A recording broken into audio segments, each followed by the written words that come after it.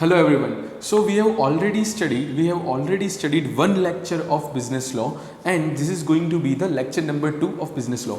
What we discussed in first lecture was something about what is law, what is the importance of the subject law, how to study law, how to deal with this subject and everything else. Okay friends, we then started a chapter called the Indian Contract Act 1872. If you remember, we started a chapter called Indian Contract Act 1872, and what I was teaching in the first lecture of this chapter was about the definition of term contract.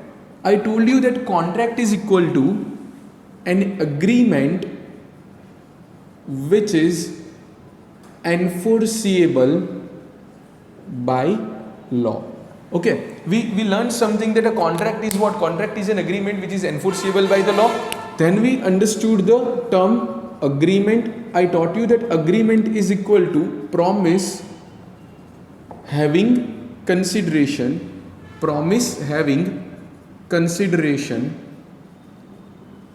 and then we understood the meaning of term promise. I said promise is equal to offer plus acceptance. Okay, so I explained you properly. Offer means the proposal. So a proposal, when it is accepted, becomes a promise. A promise, if it is having a consideration, it becomes an agreement. And agreement, which is enforceable by the law, it becomes a contract. Okay, you can easily revise the first lecture by rewatching it. Again, because I have kept it open for public at large. I have kept it open for public so that anyone, I have kept it open for public, or basically for our students. You can again go back to that video. And click on the link, and you can rewatch it again if you want to revise that particular video, or if you want to revise what we have studied in the lecture number 1. Okay, so I'm not wasting much time. If you revise the lecture number 1, it will be helpful for me to teach you the subject of business law further. It will be helpful to me to teach you this subject further. Okay friends, so we have already understood that part. Now we are not going for that and wasting our time again. We are not going there and wasting our time again. I have also given you 2 examples, like when in the one example, when there was a contract between 2 parties, when Mr. A was selling his laptop to Mr. B, and I also gave you an example of an agreement which is not enforceable by law, so it does not become a contract. When I told you that Mr. A approaches B bhai and asks him to kill Mr. C. Okay friends, so this much we have already studied. In that particular example, we understood that it is an agreement. But it is not enforceable by the law, so it does not become a contract. Okay friends, so this much we have already studied. આટલું આપણે લોકો હજી સુધીમાં ભણી ચૂક્યા છીએ. આજના લેક્ચરથી હું આગળ વધું છું ને કંઈક મારે નેક્સ્ટ પોઈન્ટ્સ તમને ઇમ્પોર્ટન્ટ પોઈન્ટ્સ સમજાવવાના છે. આજનો લેક્ચર અને પછીના લેક્ચર્સ, આ બધા જે છે એ બેઝિક લેક્ચર્સ છે. આ બધા લેક્ચર્સમાં તમને ક્લેરિટી આવી હશે ફ્રેન્ડ્સ, તો જ તમને ઇન્ડિયન કોન્ટ્રાક્ટ એક્ટમાં આગળ મજા આવશે. Okay, yes. Now you have this material with you.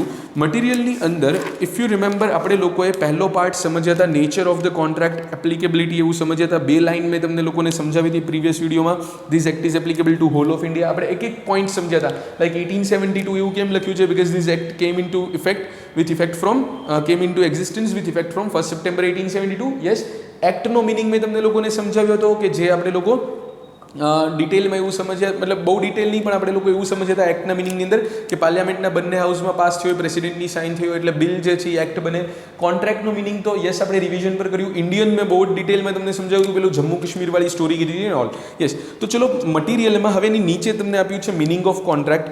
જે પણ આપણે જોયું હતું, contract is equal to agreement plus enforceable by the law. Agreement is equal to promise or reciprocal set of promises plus consideration. Promise is equal to offer plus acceptance. Okay, હવે જે છે નીચે point હું તમને read કરું છું, તો તમને એવું લખેલું મળશે, the term contract is defined under section 2 subsection H. હવે તમને એમ થાય સર આ સેક્શન શું છે? તો સેક્શન જે છે એ શું છે કે પૂરો લો જે હોય ને, પૂરો લો, કોઈ પણ એક એક્ટ, એ એને નાના નાના પાર્ટમાં ડિવાઈડ કર્યો હોય, એ જે નાના નાના પાર્ટમાં ડિવાઈડ કરે એને સેક્શન કહેવાય. એ સેક્શનના નંબર વાઇઝ હોય, એ સેક્શનની અંદર સબસેક્શન હોય વગેરે વગેરે. તો એ બધું તમને જે છે એ રહેતા બધું સમજાવવાનું છે. જેમ જેમ આપણે નવા નવા એક્ટ, નવી નવી સેક્શન્સ, બધા નવા નવા લો ભણીશું એમ તમને બધી ક્લેરિટી આવવાની છે. તો હું તમને કહું એમ કે જે એક એક્ટ છે ને એ અલગ અલગ સેક્શન્સની અંદર ડિવાઈડ કર્યો હોય. એ સેક્શન્સ જે છે એની અંદર સબસેક્શન્સ આવે અને એની અંદર બીજું બધું કન્ટેન્ટ આવતું હોય.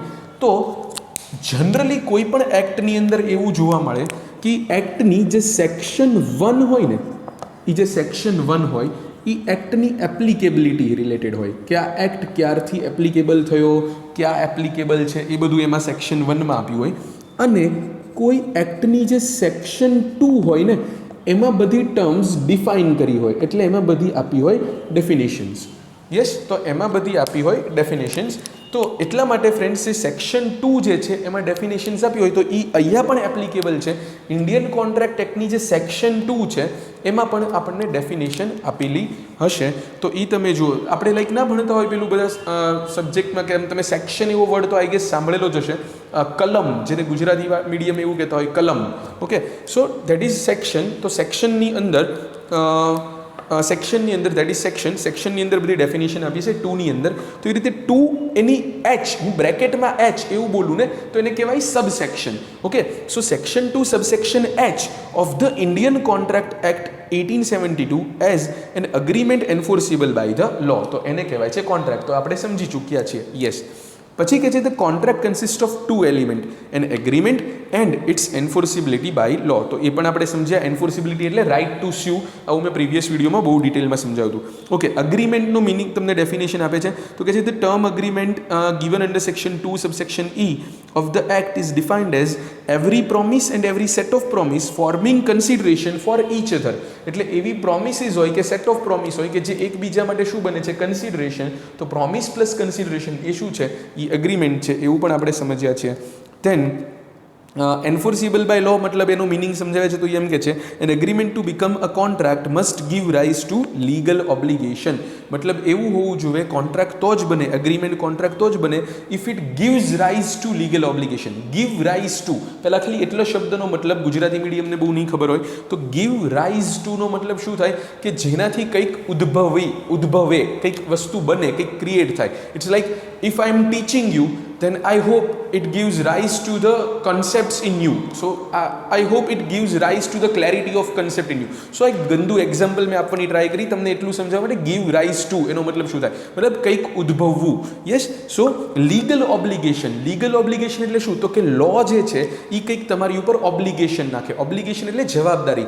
સો એન્ફોર્સિબિલિટીનો મતલબ એવો થાય કે an agreement to become a contract must give rise to legal obligation. Legal obligation એટલે મેં તમને કીધું હતું કે જો તમે નહીં પાળો, જો તમે નહીં ફોલો કરો તો તમારી સામે કોર્ટમાં શું થઈ શકે, તમારી સામે કોર્ટમાં કેસ થઈ શકે. આવું આખું આપણે ફૂલ ડિટેલમાં એક્ઝામ્પલ સાથે બધું સમજી ચૂક્યા છીએ. યસ. પ્રોમિસ જે છે એની ડેફિનેશન અત્યારે ટાઈમ બિંગ ઇગ્નોર કરી નાખો. એની અંદર તમને જે આપ્યું છે એની માટે તમારે શું સમજવાનું છે, એકચ્યુઅલી પ્રપોઝલ ને એક્સેપ્ટન્સની ડેફિનેશન નહીં બધું આવડવું જોઈએ. તો એ આપણને જ્યારે પ્રપોઝલ એક્સેપ્ટન્સ, ઓફર એક્સેપ્ટન્સ વાળું ચેપ્ટર ભણીશું ત્યારે આપણને ખબર પડશે. હવે તમે જો નીચે મેં તમને કંઈક મટીરિયલમાં બ્રેકેટ જેવું કરીને, બોક્સ જેવું કરીને કંઈક આપ્યું છે અને મેં બ્લેન્ક્સ રાખી છે. આવી મેં બ્લેન્ક કેમ રાખી છે, કારણ કે ફ્રેન્ડ્સ એવા પોઈન્ટ્સ છે કે જે તમારી મોડ્યુલમાં કવરઅપ નથી થતા, તમારી ઇન્સ્ટિટ્યૂટની મોડ્યુલમાં આ પોઈન્ટ્સ નથી આપ્યા. એ અલગથી હું તમને સમજાવું છું. સીએની અંદર થોડું ઘણું તો એ લોકો એવું એક્સપેક્ટ કરતા હોય કે તમને બહારનું નોલેજ હોય, થોડુંક બહારથી તમે લોકો કંઈક નવું જાણીને આવો. તો એ જે છે એ મેં શું કર્યું છે કે આપણા સ્ટુડન્ટ્સને સમજાય એટલા માટે જે લોકો ટૂંકમાં ખાલી આ મટીરિયલ જેની પાસે આવી ગયું ને એને જ બધું નોલેજ મળી જાય એવું ના થાય. જેને સમજવું છે આ સાચું આ ચેપ્ટર તો એને આપણો વિડીયો પણ જોવે, એ પછી જ સરખી ક્લેરિટી આવે. એટલે થોડુંક મેં એવા પર્પઝ માટે મેં શું કર્યું છે, મેં ત્યાં બ્લેન્ક્સ રાખી છે. મેં ટુ ધ પોઈન્ટ બધું અંદર ફિલઅપ કરીને નથી આપ્યું. અને ચલો મજા પણ આવશે. મેં કંઈક એવું લખ્યું છે, the contract act creates, the law of contract creates blank and not blank. Okay, તો હવે શું મારે તમને સમજાવવાનું છે, બધાનું ધ્યાન અહીંયા બોર્ડ પર, બધાનું ધ્યાન અહીંયા મારી સાથે બોર્ડ પર હોવું જોઈએ. યસ.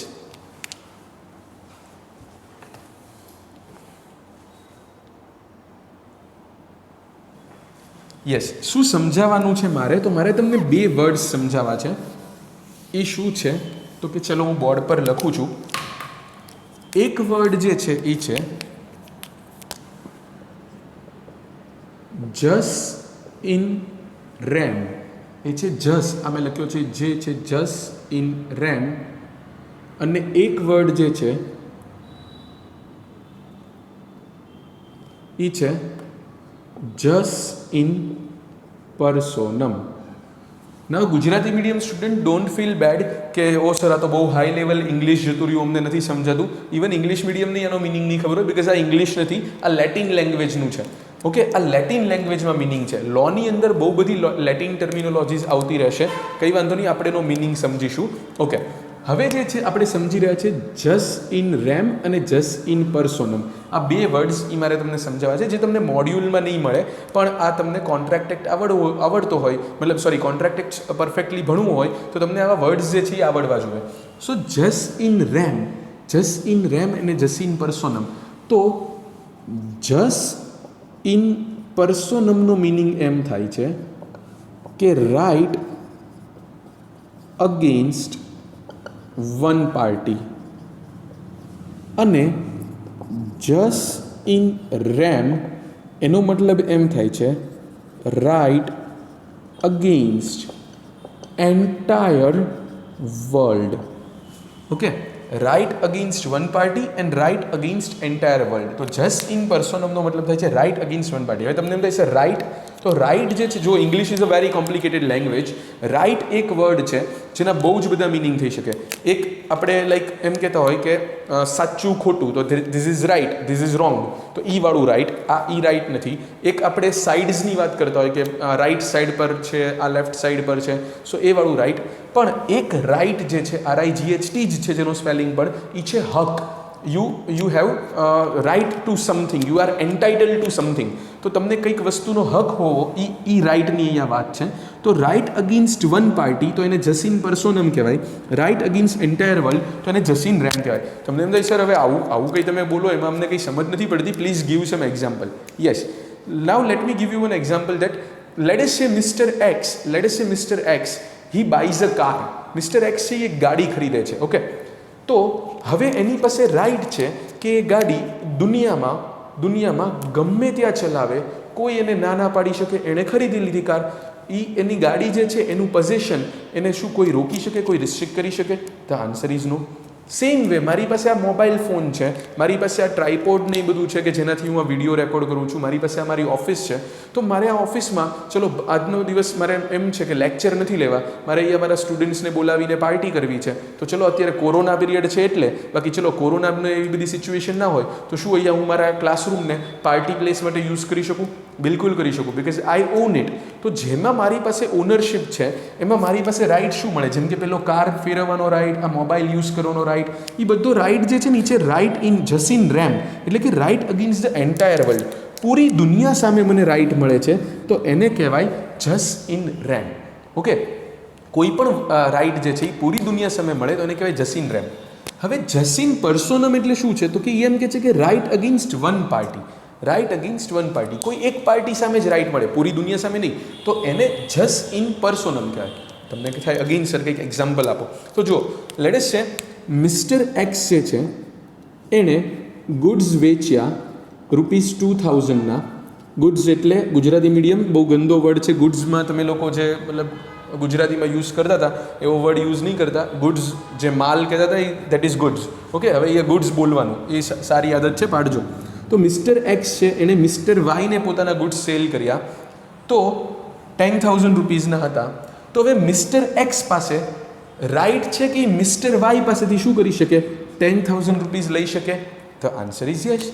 મિસ્ટર એક્સ પાસે રાઇટ છે કે મિસ્ટર વાય પાસેથી ₹10,000 લઈ શકે. શું એવું બને કે મિસ્ટર એક્સને આ મિસ્ટર વાય પૈસા આપવાની ના પાડે તો આ મિસ્ટર એક્સ કોઈ એના મિસ્ટર ઝેડને, કોઈ મિસ્ટર એ ને, કોઈ મિસ્ટર બી ને, મિસ્ટર સી પાસે જઈને એમ કહેવા માંડે, અરે યાર મને પૈસા આપો, યાર મને પૈસા આપો, ઓલો મને મારી પાસેથી ગુડ્સ લઈ ગયો છે, પૈસા નથી આપતો, હવે તમે આપો? આવું કહી શકે? The answer is no. જેને ગુડ્સ વેચ્યા એની પાસે ભાઈ પૈસા માંગ. આખી દુનિયામાં તું કોઈ પણ પાસે પૈસા નથી માંગી શકવાનો. લોકો ગાંડો ગણે કે ભાઈ ગુડ્સ આપ્યા છે ની સિવાયના પાસે પૈસા લેવા જાય તો. Yes or no? યસ. સો એટલા માટે આ જે એક્ઝામ્પલ છે ને, આ છે right against one party which is jus in personam. આ જસીન રેમ નથી. સમજ પડી હવે ડિફરન્સ? કે જસીન રેમ એટલે શું? કોઈક વસ્તુનો હક હોવો તમારી પાસે એન્ટાયર વર્લ્ડ સામે, તો એ જસીન રેમ કહેવાય. પણ જ્યારે તમે કોઈક એક જ પાર્ટી સામે તમારે કોઈ હક છે તો એ જસીન પર્સોનમ કહેવાય. Is it clear friends? Yes. તો I hope I am making it clear. હવે વાત એમ છે કે મેં એવું લખ્યું છે, the law of contract creates blank and not blank. તો લો ઓફ કોન્ટ્રાક્ટ જે છે એમાં એક વસ્તુ આવશે, એક નહીં આવે. ચલો, એક જગ્યાએ આ લખવાનું છે ક્યાંક તમારે કે જસીન રેમ, અને એક જગ્યાએ લખવાનું છે jus in personam. Think about it. શું આવશે? Contract act creates, law of contract creates. તો લો ઓફ કોન્ટ્રાક્ટથી શું બને છે? જસીન રેમ બને છે કે જસીન પર્સોનમ બને છે? જો બેમાંથી એક આવવાનું છે કે જે બને છે, એટલે કે the law of contract creates blank, એમાંથી એક લખવાનું છે, બેમાંથી એક, એન્ડ નોટ બ્લેન્ક એટલે બેમાંથી એક બનતું નથી. તો શું આવશે? ચલો વિચારો. So friends, the answer is, I hope you have thought about it. The answer is the law of contract creates જસીન પર્સોનમ. પહેલા કોલમમાં આવશે, પહેલી બ્લેન્કમાં આવશે જસીન પર્સોનમ. લખી નાખો, હમણાં સમજાવું છું કેમ. So the law of contract creates jus in personam and not jus in rem. So બીજી બ્લેન્કમાં તમારે લખવાનું છે જસ ઇન રેમ. તમારે એમ યાદ રાખવાનું, પર્સોનમ એટલે પર્સનલ, એના જેવું, એટલે વન પાર્ટી, એટલે વન પાર્ટી સામે પર્સનલી યુઝ કરી શકે. અને રેમ એટલે એન્ટાયર વર્લ્ડ, કોઈ પૂરી દુનિયા સામે તમે જે રાઇટ જે છે યુઝ કરી શકો. ઓકે, તો તમને ખબર છે કે કોન્ટ્રાક્ટ એક્ટના મેં તમને એક્ઝામ્પલ આપ્યા હતા, મતલબ કોન્ટ્રાક્ટના એક્ઝામ્પલ આપ્યા હતા, સોરી મેં તમને, કે કોને કોન્ટ્રાક્ટ કહેવાય. તો જે કોન્ટ્રાક્ટ જે છે, the law of contract, it creates what? It creates jus in personam, not jus in rem. કેમ? તો કે સમજો, મેં તમને એક્ઝામ્પલ આપ્યું હતું કે પેલો એ જે છે એ બી પાસેથી એનું કોમ્પ્યુટર લેવાની વાત કરતો હતો, એવું કંઈક આપણે સમજ્યા હતા. સો મિસ્ટર એ જે છે એણે મિસ્ટર બીને એવું કીધું કે હું તને ₹50,000 આપીશ, તારે મને તારું જે લેપટોપ કોમ્પ્યુટર જે છે એ તારે મને સેલ કરવાનું છે. તો અહીંયા જો મિસ્ટર એ મિસ્ટર બી સાથે જે આવી વાત કરે છે, તો એમાં મિસ્ટર એને લેપટોપ લેવાનો રાઇટ ખાલી કોની પાસે મળે છે? મિસ્ટર બી પાસેથી. અને મિસ્ટર બીને ₹50,000 લેવાનો રાઇટ કોની પાસેથી મળે છે? મિસ્ટર એ પાસેથી. સો કોન્ટ્રાક્ટથી શું બન્યું? કોન્ટ્રાક્ટથી શું થયું? તો કે કોન્ટ્રાક્ટથી જે છે એ રાઇટ ક્રિએટ થયો, પણ કોનો? એક પર્સનની સામે જ તે, એટલે કે જસ ઇન પર્સોનમ ક્રિએટ થયું છે, જસ ઇન રેમ ક્રિએટ થતું નથી. Clear friends? So this is it. આ મારે તમને સમજવાનું હતું. પ્લીઝ ત્યાં આગળ લખી નાખો, the law of contract creates jus in personam and not jus in rem. Is it clear? Yes. હવે સમજો. હવે જે નેક્સ્ટ પોઈન્ટ જે છે મારે તમને સમજાવવાનો છે, which is essential elements of valid contract. તમને પેજ નંબર 3 પર મળશે. આપણું જે મતલબ આ મટીરિયલ મેં આપ્યું છે એમાં પેજ નંબર 3, આ પેજ તમે સેકન્ડ પેજ જે હતું એ ટર્ન કરશો એટલે પેજ નંબર 3 પર તમને essential elements of valid contract એવું ટાઇટલ તમને આવા પેજમાં જોવા મળશે. Essential elements of valid contract. અંદર શું આપ્યું છે એ બધું પછી સમજીએ, શું વાતો છે એ બધું પછી સમજીએ. પહેલાં એ શું છે essential elements of valid contract એટલે શું, તો એ મારે સમજાવવું પડે. ગુજરાતી મીડિયમને મેઇનલી આ એસેન્શિયલ વર્ડનો મતલબ મારે સમજાવવાનો છે. તો એસેન્શિયલ મતલબ નેસેસરી, જરૂરી. એસેન્શિયલનો મતલબ શું થાય? નેસેસરી, કે જરૂરી, હોવું જ જોઈએ, આ વસ્તુ જોઈએ જ, આની તો જરૂર છે જ. સો એસેન્શિયલ એટલે જરૂરી, એલિમેન્ટ્સ એટલે પાર્ટ્સ, તત્વ, એની અંદર કયા તત્વ હોવા જોઈએ? જરૂરી. ઓફ અ વેલિડ, વેલિડ એટલે યોગ્ય, વેલિડ એટલે માન્ય, કે આ વેલિડ છે. તમે ભાઈ આવી રીતે ક્લાસના ટાઈમે તમારે મને મળવા આવવું હોય તો તમે આ ટાઈમે આવશો તો વેલિડ રહેશે, એવું કહું તો વેલિડ એટલે યોગ્ય. યસ. અને કોન્ટ્રાક્ટ તો એ તો આપણને ખબર છે. So essential elements of a valid contract, એનો મતલબ શું? તો કે ભાઈ કયા એવા જરૂરી એલિમેન્ટ્સ હોવા જોઈએ, કયા એવા તત્વ હોવા જોઈએ, તો જ એક કોન્ટ્રાક્ટ વેલિડ કોન્ટ્રાક્ટ હશે. જો એમાંથી કોઈ પણ એકાદું એલિમેન્ટ ના હોય તો એ કોન્ટ્રાક્ટ વેલિડ કોન્ટ્રાક્ટ બનતો નથી. તો એ કોન્ટ્રાક્ટ વેલિડ કોન્ટ્રાક્ટ ફ્રેન્ડ્સ બનતો નથી. તો કે તમને એમ થાય સર ઓકે, મતલબ શું છે એવું જરૂરી તત્વ હોવું જોઈએ, ના હોવું જોઈએ, બધું પછી સમજાવું. પહેલાં ગુજરાતી મીડિયમને મારી એક ખાસ રિક્વેસ્ટ છે, તમે લોકો પ્લીઝ હવેથી બધા જે વર્ડ્સ જે છે એનું ઇંગ્લિશનું ગુજરાતી કરવાના બદલે આમ લાઈક એ શબ્દોને એઝ ઇટ ઇઝ એક્સેપ્ટ કરવા લાગજો. લાઈક મેં તમને આજે સમજાવી દીધું, એસેન્શિયલ એટલે જરૂરી, તો હવે તમારે એમ માનવાનું એસેન્શિયલ એટલે એસેન્શિયલ. તમને કોઈ પૂછે એસેન્શિયલ એટલે, તો કે એસેન્શિયલ એટલે આમ એસેન્શિયલ, જે હોવું જોવે. Yes, essential. યસ. તમે એમ વિચારશો કે એસેન્શિયલ એટલે જરૂરી, તો પછી તમે એવરી ટાઈમ જો ઇંગ્લિશ વર્ડનું ગુજરાતી ટ્રાન્સલેશન કરવા જશો ને તો તમારું ઇંગ્લિશ ક્યારેય ઇમ્પ્રૂવ જ નહીં થાય. તો તમે હંમેશા એમના એમ પોઈન્ટમાં જ રહી જશો. યસ. તો હવે એસેન્શિયલ વર્ડને એક્સેપ્ટ કરી લો, એસેન્શિયલ વર્ડને એક્સેપ્ટ કરી લો. એસેન્શિયલ એટલે જે જરૂરી છે એમ. હવે હું તમને એમ પૂછું એસેન્શિયલ એટલે, તો કે એસેન્શિયલ. આવું તમે કરશો, તમે ઇંગ્લિશ ટુ ઇંગ્લિશ જ્યારે સમજશો, એસેન્શિયલ એટલે નેસેસરી. યસ, એવું યાદ રાખો, એસેન્શિયલ એટલે નેસેસરી. તો ઇંગ્લિશ ટુ ઇંગ્લિશ સમજશો ને તો જ તમારું ઇંગ્લિશ ઇમ્પ્રૂવ થશે, તો જ તમે લોકો આ લેંગ્વેજથી યુઝ ટુ થશો. યુઝ ટુ થશો એટલે ટેવાઈ જશો. સો યુઝ ટુ તો જ તમે થશો જો તમે આ વર્ડ ટુ વર્ડ જે છે એ તમે બધું એનું ઇંગ્લિશ ટુ ઇંગ્લિશ તમે ટ્રાન્સલેશન કરશો, નહીં કે English two Gujarati. English two Gujarati કરવા જશો તો તમારું ગુજરાતી ઇમ્પ્રૂવ થશે. આપણે ઇંગ્લિશ ટુ ઇંગ્લિશ કરવાનું છે, ઇંગ્લિશ ઇમ્પ્રૂવ કરવાનું છે. Done? Okay. So essential elements of a valid contract એટલે આ પોઈન્ટ્સ જે હોવા જ જોઈએ કોન્ટ્રાક્ટની અંદર. ઓકે, આમાંથી કોઈ એકાદો પોઈન્ટ નહીં હોય તો એ કોન્ટ્રાક્ટ વેલિડ કોન્ટ્રાક્ટ નહીં ગણાય, એ પ્રોપર કોન્ટ્રાક્ટ નહીં ગણાય. ઓકે, શું છે એ બધું પછી સમજીએ. હવે તમે આવો, જે મેં તમને મટીરિયલ આપ્યું છે એ મટીરિયલ પર. હવે જો એની અંદર થોડીક જે લેંગ્વેજ છે એ થોડીક ટફ રહેશે, કારણ કે આ લોની લેંગ્વેજ છે. ખાલી ગુજરાતી મીડિયમ નહીં, ઇવન ઇંગ્લિશ મીડિયમના સ્ટુડન્ટ્સ માટે અમુક વર્ડ્સ જે છે એ થોડાક ટફ રહેશે. તો શાંતિથી હું જેમ સમજાવું છું એમ સમજતા જાઓ, ક્લેરિટી આવી જશે. તો એ એમ કે છે in terms of section 10 of the act એટલે અહીંયા કયા એક્ટની વાત કરે છે? Indian contract act 1872. એની સેક્શન 10ની વાત કરે છે. હમણાં આપણે ડેફિનેશન વાળું સમજ્યા, એ સેક્શન 2 હતી. તમને એમ થશે સર અમારે આ સેક્શન નંબર એક્ઝામ માટે યાદ રાખવાનું? બિલકુલ નહીં. તમારે સેક્શન નંબર યાદ રહે ના રહે કોઈ જ ફરક નથી પડતો. ઓકે, યાદ રહે તો વેરી ગુડ, તમે શો ઓફ કરી શકશો, દેખાડો કરી શકશો જો મને કેટલું બધું સારું આવડે છે પેપરમાં. પણ ના યાદ રહે તો તમારા માર્ક્સ જે છે ફ્રેન્ડ્સ એ કટ થવાના નથી. ના યાદ રહે તો એમાં તમારા માર્ક્સ જે છે, ના યાદ રહે તો એમાં તમારા માર્ક્સ જે છે એ બિલકુલ એટલે બિલકુલ ફ્રેન્ડ્સ કટ નથી થવાના. Okay, so in terms of section 10 of the act all agreements are contract if they are made by free consent. ખાલી પહેલાં સાંભળો, હું ખાલી વાંચું છું. All the agreements are contracts if they are made by free consent of the parties competent to contract for a lawful consideration and with a lawful object and are not expressly declared to be void. તો કે આવું લખી નાખ્યું કે બધા agreement તો જ contract છે કે જો એની અંદર આવી બધી વસ્તુ હોય: free consent, parties competent to contract, lawful consideration with a lawful object and not expressly declared to be void. એમ કરીને કીધું. હવે નીચે છે ને તમને એનું ડિટેલમાં સમજાવ્યું છે 1 2 3 4 5 એવું કરીને. Two parties, party must intend to create legal obligation, other formality, certainty of meaning, performance, આમ તેમ આવું બધું તમને કીધું છે. હવે જે છે ને ફ્રેન્ડ્સ એ શું છે, એ તો ખાલી સેક્શન 10 પ્રમાણે આવું આપ્યું છે, એ પોઈન્ટ છે. બધું હમણાં ક્લેરિટી આવશે, બધી ક્લેરિટી આવશે હું શું કહેવા માંગુ છું. ખાલી અત્યારે હું જેમ સમજાવું એમ જોતા રહો. ટ્રસ્ટ મી, લેક્ચર પૂરો થશે એટલે તમને ઘણી ક્લેરિટી આવી ગઈ હશે.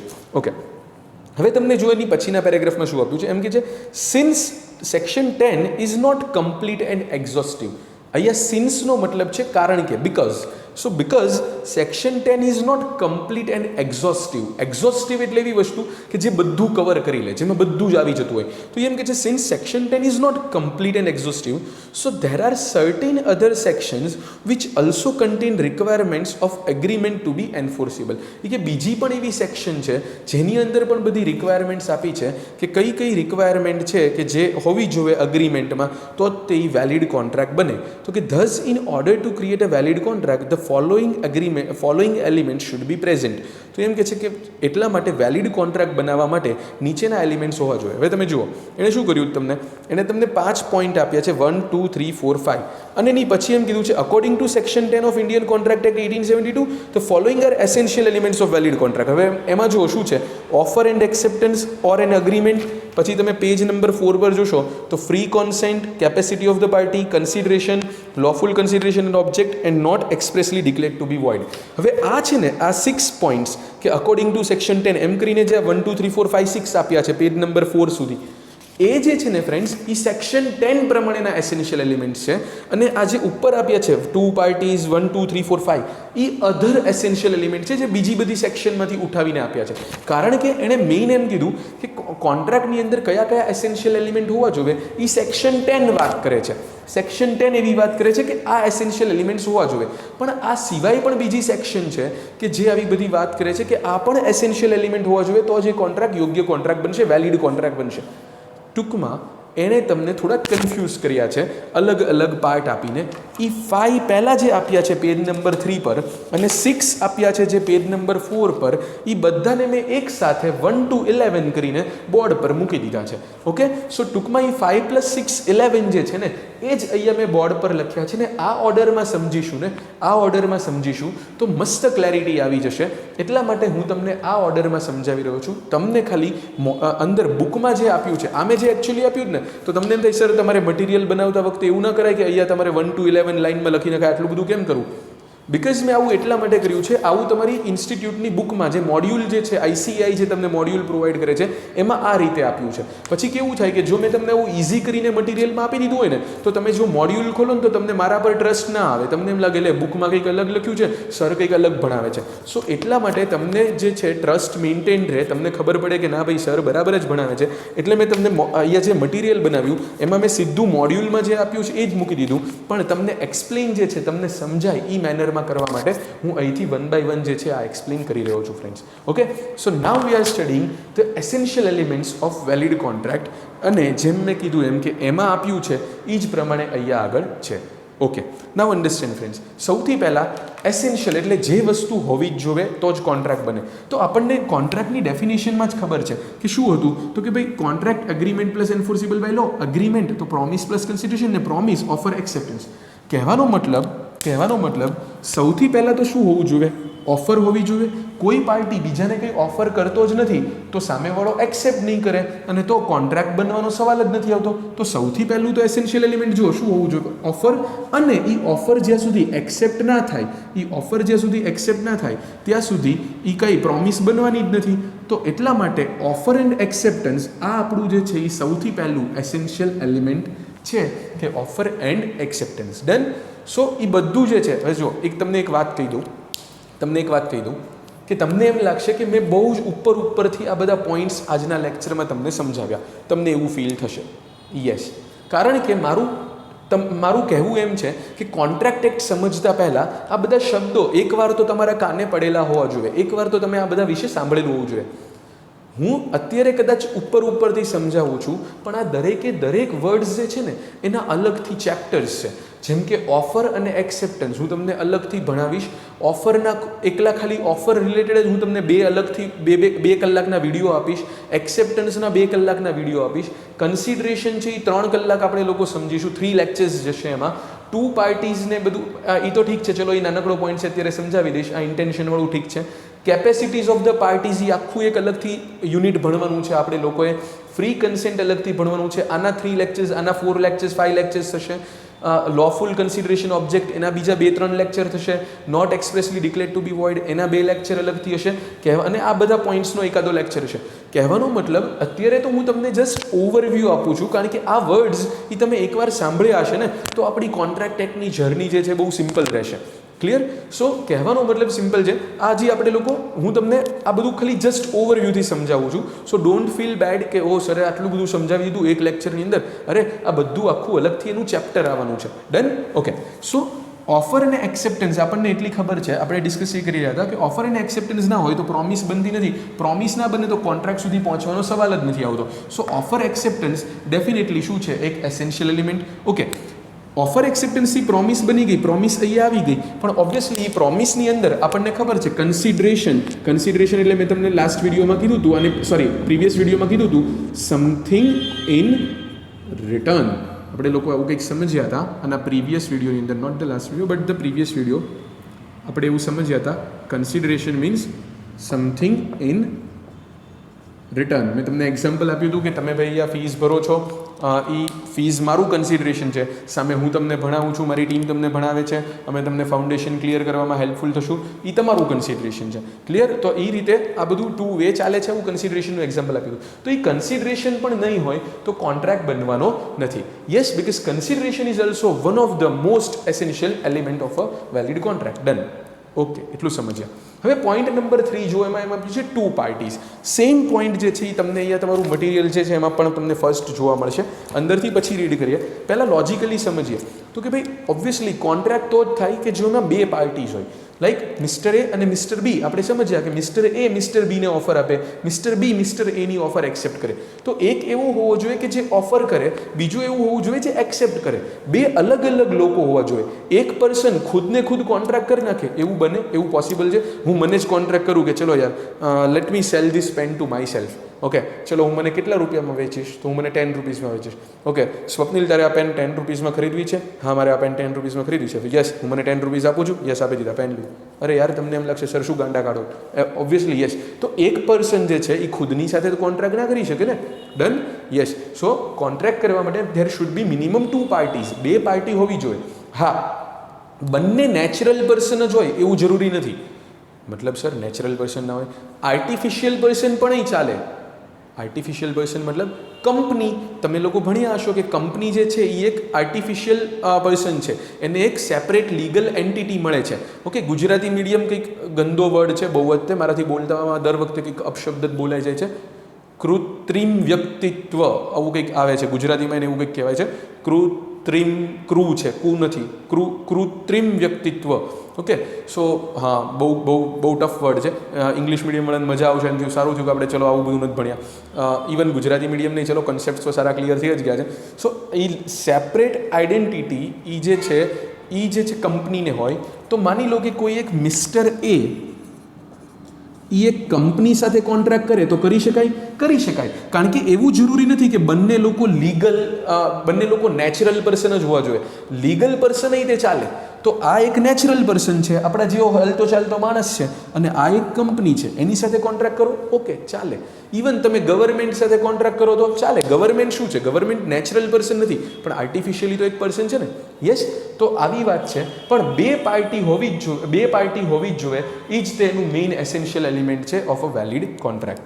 Yes friends? ઓકે, તો તમે જુઓ, તમને બુકની અંદર આપ્યું છે આમાં કે one can not contract with himself. 2 parties વાળો પોઈન્ટ જે છે એમાં વાંચું છું. One can not contract with himself એટલે હું મારે ખુદ સાથે કોન્ટ્રાક્ટ ના કરી શકું. A contract involves at least 2 parties, one party making the offer and the other party accepting it. એક એવી પાર્ટી જે ઓફર કરે, બીજી પાર્ટી એ કે જે એને એક્સેપ્ટ કરે. એટલે એને આપણે શું કહેશું? પાર્ટી એટલે અહીંયા પેલું સેલિબ્રેશન, બર્થડે પાર્ટી, એ બધું પાર્ટીની વાત નથી. પાર્ટી એટલે અહીંયા પક્ષ. ઓકે, ગુજરાતીમાં એને પક્ષકાર એવું કહેવાય. બધું આમ મોટા મોટા ડોક્યુમેન્ટ્સને એવું લખેલું હોય. સો પાર્ટીઝ, હવે એમ જ યાદ રાખવાનું છે. Party, 1 party 2 party. 2 પાર્ટીઝ એટલે 2 અલગ અલગ લોકો. Yes? Okay, a contract may be made by natural persons and by other person having legal existence. તો કે નેચરલ પર્સન કરી શકે અને લીગલ એક્ઝિસ્ટન્સવાળા પર્સન કરી શકે, જેમ કે કંપની, યુનિવર્સિટી એટસેટ્રા. તો એમ કે છે it is necessary to remember that identity of the parties be ascertainable. Ascertainable એટલે ચોક્કસ હોવું જોઈએ, નક્કી કરી શકાય એવું હોવું જોઈએ. એટલે આઈડેન્ટિટી એવી હોવી જોઈએ કે જે તમે નક્કી કરી શકો કે આ છે અને આ છે. એવી રીતે બંને અલગ અલગ પાર્ટીઝ હોવા જોઈએ. ઓકે, એ તમને એમ લાગશે કે સર એવું થોડું હોય કે એવું નક્કી ના કરી શકાય કે શું હોય? તો હમણાં એ નીચે એક્ઝામ્પલ છે ને એના ઉપર હું તમને સમજાવીશ. જે in state of Gujarat versus Ramanlal S and company એવું લખ્યું ને એમાં સમજાવીશ. ઓકે, હવે એક નીચે તમને એક્ઝામ્પલ આપ્યું છે. To constitute a contract of sale એટલે કે વેચાણનો કોન્ટ્રાક્ટ કરવો હોય, આપણે લોકો સેલનો કોન્ટ્રાક્ટ કરવો હોય, ત્યારે must be 2 parties, seller and buyer. એટલે એક વેચનાર અને એક ખરીદનાર એમ હોવું જોઈએ. તો seller and buyer must be 2 different person. Seller ને બાયર કેવા હોવા જોઈએ? 2 અલગ અલગ વ્યક્તિ. Yes, because a person can not buy his own goods. હું ખુદ મારી માર્કર મારી પાસેથી 10 રૂપીસમાં લઉં, લોજિકલ નથી. યસ, એ ટાઈમ પાસ કર્યો કહેવાય. Yes, okay, that you can understand. હવે તમને નીચે એવું જોવા મળશે, in state of Gujarat versus Ramanlal S and company આવું કંઈક. હવે આ છે ને, આને કેસ લો કહેવાય. ચલો હું બોર્ડ પરથી આટલું પૂછું છું, તમારે કંઈ પણ કોપી કરવું હોય તો તમે પહેલાં કોપી કરી લો. હું પછી બોર્ડ પરથી એક્ઝામ્પલ રિમૂવ કરું છું. હું સ્ક્રીનની બહાર જાઉં છું. તમારે કંઈ આમાંથી કોપી કરવા જેવું લાગે તો કરી લો. અને પછી મારે આટલું થોડું ગ્રબ કરવું પડશે બિકોઝ મારે કંઈક તમને બીજું સમજાવવું છે. ઓકે,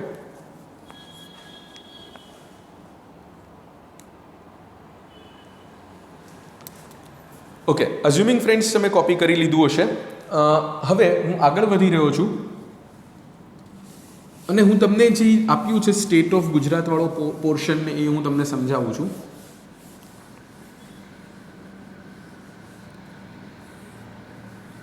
આઈ હોપ તમે આ જસીન પર્સોનમ જસીન રેમનો મિનિંગ લખી નાખ્યો છે. Right against one party, right against entire world. Right?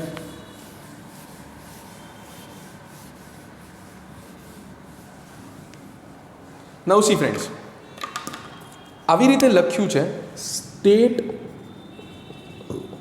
Of Gujarat versus Ramanlal S and company. આવું જ્યારે લખ્યું હોય ને, આવું તમને બહુ બધી વખત જોવા મળશે લો ભણતા હોય ત્યારે. આને કેસ લો કહેવાય. આને શું કહેવાય? કેસ લો. લોની અંદર એવું થાય કે ઓલવેઝ ખાલી બુકમાં જે લખ્યું છે એ જ આપણે ભણવાનું ના હોય. ક્યારેક બબાલ થઈ હોય, બબાલ થયું એટલે આ લોકો વચ્ચે બબાલ થઈ હતી, સ્ટેટ ઓફ ગુજરાત અને રમનલાલ એસ એન્ડ કંપની વચ્ચે. ઓકે, તો એ જે છે એના ઉપરથી પણ આપણને ઘણું લો શીખવા મળે. આ લોકોએ શું કર્યું હશે? કંઈક મેટરમાં ડિસ્પ્યુટ હશે. શું હતો એ હમણાં કહું છું. કંઈક મેટરમાં ઝઘડ્યા હશે અને એ લોકો ગયા હશે કોર્ટમાં. એટલે ગુજરાત ગવર્મેન્ટ જે છે, ગવર્મેન્ટ ઓફ ગુજરાત, એણે રમનલાલ એસ એન્ડ કંપની સામે કોર્ટમાં કેસ કર્યો હતો. એટલા માટે અહીંયા આવી રીતે લખ્યું હોય, state of Gujarat versus Ramanlal S and company. આને કેસ લો કહેવાય. સર આ શું અમારે યાદ રાખવાના? બને તો રાખવાના. હું તમને લોકોને ઇમ્પોર્ટન્ટ હશે ને, હું તમને એમાં કહેતો જ રહીશ વિડીયોમાં તે, આપણા લેક્ચર્સમાં તે, યા તો ફેસ ટુ ફેસ ભણશું ત્યારે ફેસ ટુ ફેસ, કે આ તમારે આનું નામ યાદ રાખવાનું છે એવું તમને કહીશ. આનું નામ યાદ રાખવું જરૂરી નથી. રહી જાય very good, proud of you. ના યાદ રહે આનું વાળું તો ચાલશે. ઓકે, તો હવે શું થયું હતું એકચ્યુઅલી આ state of Gujarat versus Ramanlal S and કંપનીમાં? તો આ રમનલાલ એસ એન્ડ કંપની જે છે ને એ એકચ્યુઅલી એક પાર્ટનરશિપ ફર્મ હતી.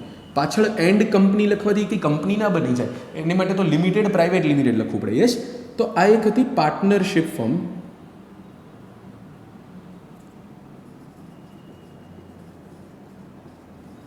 અને આ પાર્ટનરશિપ ફર્મનું થયું હતું ડિઝોલ્યુશન. હવે ડિઝોલ્યુશન એટલે શું? વિસર્જન. ગુજરાતી મીડિયમ છે ને, વિસર્જન કહેતા હતા. એટલે ડિઝોલ્યુશનના ટાઈમે એની જે બધી અસેટ્સ હોય એ એના બધા પાર્ટનર હોય. માની લો રમનલાલ એસ એન્ડ કંપની, તો એક હતો રમન, એક હતો લાલ, અને લાલ હશે તો કોઈક પછી પાછો કાળું હશે જ તે ને, મતલબ વોટ એવર. એટલે આ ગંદુ એક્ઝામ્પલ છે. સો એના પાર્ટનર હતા રમનલાલ અને એસ રાખ્યા. હાલો ને ભાઈ, આવું કાલું બધું ક્યાં રાખવું યાર, આપણે રેસિઝમ નથી કરવું. સો એસ કોઈક હશે. ઓકે, તો આ લોકો વચ્ચે આવું નહીં હોય. આ તો જસ્ટ મારી વાર્તા છે. આઈ ડોન્ટ નો એના સાચા પાર્ટનર્સ કોણ હતા, તો ખાલી સમજાવવા માટે છે, મજાક છે. ઓકે, સો એ પાર્ટનર્સ વચ્ચે આ બધી અસેટ જે છે ને ડિસ્ટ્રીબ્યુટ થઈ ગઈ, શેર કરી દીધી. ઓકે, હવે આ એક મિનિટ માટે સાઈડમાં રાખો, શું બન્યું હતું. હવે એક બીજી વસ્તુ સમજાવું. એક એક્ટ હતો જેનું નામ હતું સેલ્સ ટેક્સ. કે એમાં એવું હતું, સેલ્સ ટેક્સમાં એવું હતું, યસ, કે તમે જ્યારે કોઈ વસ્તુ કોઈ બીજાને વેચો, માની લો કે ભાઈ મિસ્ટર એ જે છે એ મિસ્ટર બીને કંઈક વસ્તુ વેચે છે કે ટ્રાન્સફર ઇવન કરી દે છે કંઈ, તો એના ઉપર મિસ્ટર એ મિસ્ટર બી પર સેલ ટેક્સ લગાડવાનો હોય અને એ સેલ્સ ટેક્સ જે છે એ ગવર્મેન્ટને ભરવાનો હોય. ઓકે, ટૂંકમાં કંઈ પણ વસ્તુ સેલ કરવાથી તમે ટ્રાન્ઝેક્શન તમે સેલનું કર્યું હોય તો એની ઉપર તમારે જે છે એ ટેક્સ ભરવો પડે અને એને સેલ્સ ટેક્સ કહેવાય. એ ગવર્મેન્ટને દેવો પડે. ઓકે, હવે થયું શું આટલું ખબર પડી ગઈ હશે. થયું શું કે રમનલાલ એસ એન્ડ કંપનીએ પોતાની અસેટ જે છે એને પાર્ટનર્સને આપી દીધી હતી. ઓકે, ગવર્મેન્ટનું એવું કહેવું હતું કે ભાઈ આ તો બે પાર્ટી થઈ ગઈ, એક એની પાર્ટનરશિપ ફર્મ અને બીજું રમનલાલ એસ મતલબ એના પાર્ટનર્સ એ લોકો. તો કે અહીંયા જે છે એણે શું કર્યું કહેવાય, તો કે અહીંયા એણે જે છે પોતાની અસેટ અલગ અલગ લોકોને આપી દીધી કહેવાય. એટલે એણે સેલ કરી, તો કે એના પર સેલ ટેક્સ ભરવો પડે અને એણે ગવર્મેન્ટને સેલ્સ ટેક્સ દેવાનો. કોણે? રમનલાલ એસ એન્ડ કંપનીએ સ્ટેટ ઓફ ગુજરાતને દેવાનો સેલ્સ ટેક્સ. બોલો, રમનલાલ એસ એન્ડ કંપની કે યાર અમે કોકને વેચતા હોય, સેલ કરતા હોય તો બરાબર છે, આ તો અમે અમારા ને અમારા પાર્ટનર્સને જ તે આપ્યું છે.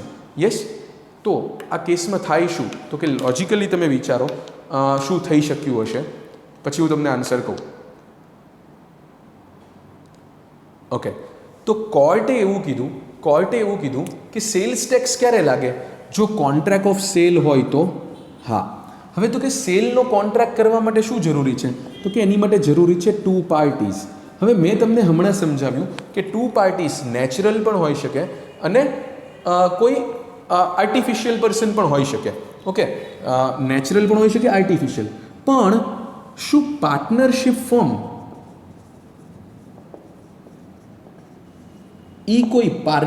કોઈ પર્સન છે, મતલબ કોઈ આર્ટિફિશિયલ પર્સન કેવું છે? તો the answer is no. Companies act તમે ભણતા હશો, મતલબ કંપનીઝ એકાઉન્ટ ભણતા હશો ને ત્યારે તમને એવું ભણાવ્યું છે કે કંપની જે છે એ સેપરેટ લીગલ આઇડેન્ટિટી છે, કંપનીનું અલગથી વ્યક્તિત્વ છે. પણ પાર્ટનરશિપનું એવું કંઈ જ નથી. સો પાર્ટનરશિપ એક અલગ પર્સન નથી, પાર્ટનરશિપ એક અલગ પર્સન નથી, એ તો શું છે, એક ગ્રુપ ઓફ પીપલ છે. એટલે લાઈક માની લો કે હું છું, આપણે ત્યાં બીજા ફેકલ્ટીમાં જે છે બીજા કોઈ ટીચર્સ જે છે, માની લો આપણે ત્યાં હું છું કે વૈભવ સર છે, વિદ્યા મેમ છે, તો અમે લોકો મળીને એક કામ કર્યું કે ભાઈ અમે લોકોએ મળીને થોડીક એસેટ્સ લાવ્યા અને હવે અમે લોકો એમ થાય છે કે ભાઈ ચલો અમારે સાથે કામ નથી કરવું, તો બધી એસેટ્સ પોતે અલગ અલગ રીતે લઈ ગયા. તો એવું થોડું કહેવાય કે અમને ખુદને એસેટ સેલ કરી, સમજાય છે? So it is illogical. તો ત્યારે કોર્ટે પણ એમ કીધું કે ભાઈ આ સ્ટેટ ઓફ ગુજરાતની વાત ખોટી છે, આના પર સેલ્સ ટેક્સ ના લાગે, કારણ કે અહીંયા કોન્ટ્રાક્ટનું બેઝિક કામ ટુ પાર્ટીઝ એ જ છે નહીં. અહીંયા તો એક જ પાર્ટી જે છે એ પાર્ટનરશિપ ફર્મ કહો કે પાર્ટનર્સ કહો, પાર્ટનર્સ કલેક્ટિવલી પાર્ટનરશિપ ફર્મ જ છે, બરાબર ને? પાર્ટનરશિપ ફર્મની કોઈ સેપરેટ લીગલ આઈડેન્ટિટી નથી. યસ, થોડોક અઘરો કેસ લાગ્યો હશે, એની કરતાં મેં એક્ઝામ્પલ આપ્યું છે ઇઝી હશે, પણ ઓબ્વિયસલી આપણે અઘરું જે અંદર આપ્યું છે મોડ્યુલમાં એ સમજવું તો પડે જ. આઈ હોપ મેં તમને ક્લિયર કરવાની ટ્રાય કરી. તો જો શું લખ્યું છે, એમ કીધું છે in state of Gujarat versus Ramanlal S and company when on dissolution of partnership, તો કે જ્યારે ડિઝોલ્યુશન થયું એક પાર્ટનરશિપનું, the assets of the firm were divided among the partners, ફર્મની એસેટ જે છે પાર્ટનર્સને આપવામાં આવી. The sales tax officer wanted to tax this transaction, એટલે સેલ્સ ટેક્સ ઓફિસર જે હતો એને એના પાસેથી ટેક્સ લેવો હતો આ ટ્રાન્ઝેક્શન, આ વ્યવહાર પર. Okay, it was held that it was not a sale, નક્કી થયું કે ભાઈ આ કંઈ સેલ નથી. ઇટ વોઝ હેલ્ડ, જ્યારે એવું લખ્યું હોય ને ઇટ વોઝ હેલ્ડ, તો આ પેસિવ વોઇસ છે. આ કેવી લેંગ્વેજ છે? આ ઇંગ્લિશમાં આને પેસિવ વોઇસ કહેવાય, કે કોઈકે કંઈક કીધું તો આમાં કરતા સબ્જેક્ટ કોણ છે, તો કે સબ્જેક્ટ ઓલવેઝ કોર્ટ હોય. સબ્જેક્ટ કોણ હોય? ઓલવેઝ કોર્ટ, કે કોર્ટે એવું કીધું, કોર્ટ હેલ્ડ ધેટ એવું કહો તોય ચાલે, એટલે કોર્ટ ડિસાઇડેડ ધેટ, અને એને જ પેસિવ વોઇસમાં કેવું હોય તો ઇટ વોઝ હેલ્ડ ધેટ. તો એ જે ઇટ વોઝ હેલ્ડ ધેટ છે એ પેસિવ વોઇસ છે. તો એવું નક્કી ઇટ વોઝ હેલ્ડ, આવું જ તમને હંમેશા લખેલું મળશે કેસ લોમાં, તો કે એનો મતલબ કોર્ટે આવું જજમેન્ટ આપ્યું. ઇટ વોઝ હેલ્ડ ધેટ એનો મતલબ એમ થાય કે કોર્ટે આવું જજમેન્ટ આપ્યું. Okay, so it was held that it was not a sale, તો કે કોર્ટે કીધું કે આ સેલ નથી. The partner being the joint owner of those assets can not be both buyers and sellers, તો કે જે અસેટ જે છે એના ઓનર કોણ છે, તો કે પાર્ટનર્સ, તો કે પાર્ટનર જ બાયર ને પાર્ટનર્સ જ સેલર, એવું થોડું હોય. તો પછી ટુ પાર્ટીઝ ત્યાં થઈ જ નહીં. ક્લિયર? આઈ હોપ હવે તમને સમજાઈ ગયું છે. એટલા માટે જો ઉપર એવી લાઈન લખી હતી ટુ પાર્ટીઝ વાળો જે પેરેગ્રાફ હતો એમાં, કે it is necessary to remember that identity of the parties must be ascertainable, કે બંને પાર્ટીની આઈડેન્ટિટી એટલે બંનેનું વ્યક્તિત્વ અલગ અલગ છે એવું નક્કી કરી શકતા હોવા જોઈએ, કે આ પાર્ટનર અલગ અને આ અલગ. પણ અહીંયા પાર્ટનરશિપ ફર્મ અને પાર્ટનર એ બંનેને એકબીજાથી અલગ અલગ નક્કી કરી શકાય એમ નથી, તો એ બે પાર્ટી નથી. પણ હા, તમે એમ કહો કે ભાઈ એક મિસ્ટર એક્સ છે, એણે મિસ્ટર વાયને પોતાની અસેટ વેચી, તો યસ તમે નક્કી કરી શકો એમ છો, મિસ્ટર એક્સ અલગ છે, મિસ્ટર વાય અલગ છે, તો આ બંને વચ્ચેનો જે કોન્ટ્રાક્ટ થાય એ કોન્ટ્રાક્ટ વેલિડ કહેવાય, કારણ કે એમાં શું છે? ટુ પાર્ટીઝ છે. Clear friends? So I hope I have made it clear from that point, જે અંદરથી આપણે લોકો સમજ્યા એમાં એ આવી ગયું છે, આ ઇઝીલી તમને એક્સપ્લેન થઈ ગયું છે. ડન? ઓકે, કંઈ પણ કોપી કરવું હોય, કંઈ પણ લખવું હોય, yes you guys R free to copy that.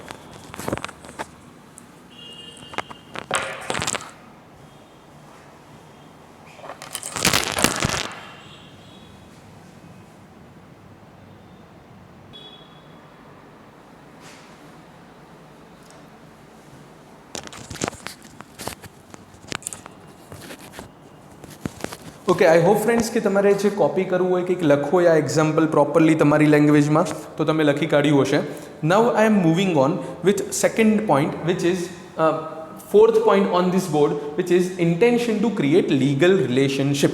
This is one of the most important points in the entire contract subject. We can say જો intention એટલે શું? ઈરાદો અને ઈશ્યુ એનો હોવો જોઈએ ટુ ક્રિએટ લીગલ રિલેશનશિપ, એટલે ક્રિએટ કરવું એટલે બનાવવું, લીગલ રિલેશનશિપ એટલે લીગલી કંઈક રિલેશનશિપ થાય, કંઈક લીગલ સંબંધ જે છે, રિલેશનશિપ જે છે એ ઊભી થાય, એવું કંઈક ઇન્ટેન્શન હોવો જોઈએ. સર એમ ના સમજાય, કંઈક એક્ઝામ્પલ આપો. ડેફિનેટલી બધા પોઈન્ટમાં હું અલગ અલગ તમને એક્ઝામ્પલ આપીશ, તમારી સાથે સાથે તમારે લખતા જવાના છે. એ એક્ઝામ્પલ્સથી જ આ બધા પોઈન્ટ્સ ક્લિયર થશે. સમજો.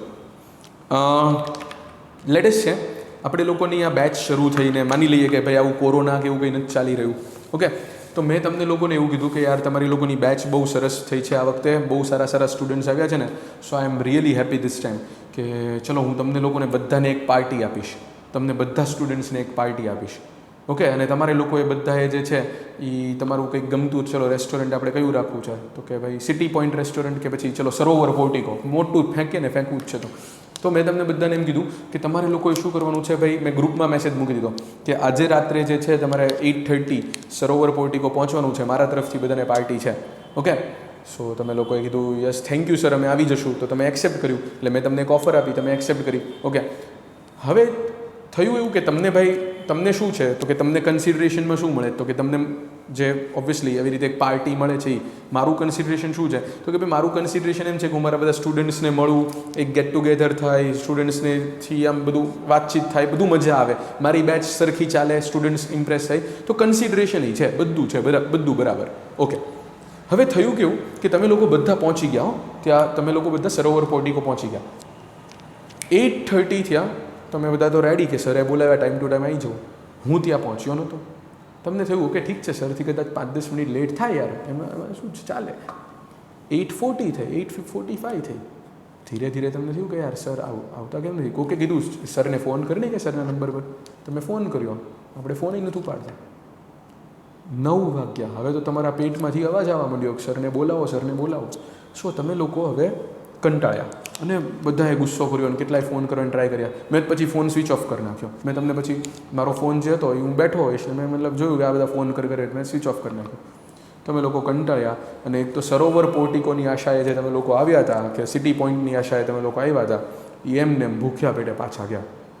અને એવા ગુસ્સામાં ને ગાળો બોલ્યા ઘણા લોકો. તો અહીંયા બોલાય નહીં, વિડીયોમાં એવા શબ્દો યુઝ કર્યા મારી માટે કે કાંઈ બહાર નથી પડતી, શું કરવા બોલાય કે નતા લઈ જવી પાર્ટી, અમે ક્યાં કીધું તું પાર્ટી આપો, એમણે કીધું તું પાર્ટી દેવાની, નામ તેમ એમણે ઓફર આપી હતી, અમે એક્સેપ્ટ કરી હતી, ના કરાય ને. હવે એમાંથી કોઈકને આવું બધું લો ભણ્યા હોય ને એવું બધું હોય ને, એટલે કોઈકને ધૂન ચડી કે હાલ એક કામ કરીએ, આપણે સરની સામે કેસ કરી નાખીએ કે આપણી સાથે આવું કર્યું. તો શું તમે આમાં કેસ કરી શકો?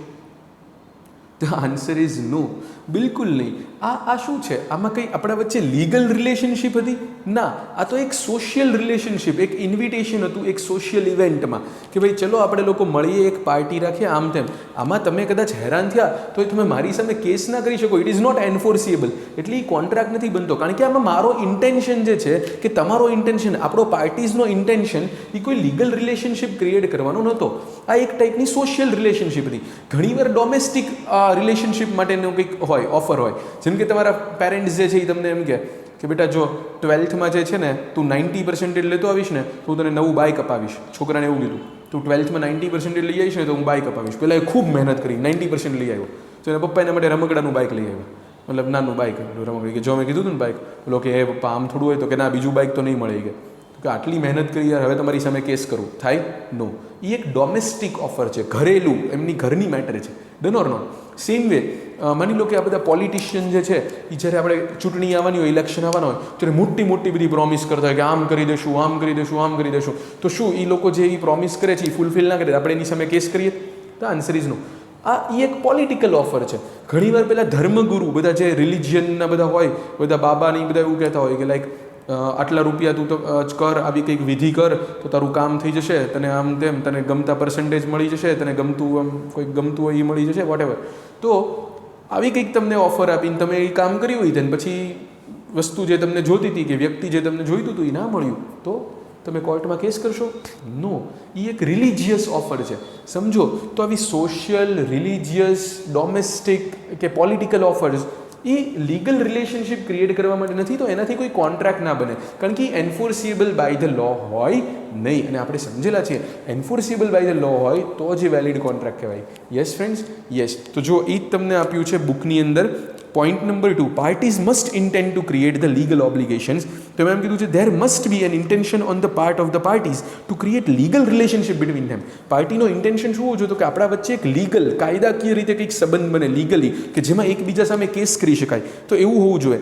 એમ કે જે social or domestic type of agreement is not enforceable in the court of law and hence they do not result in two contracts.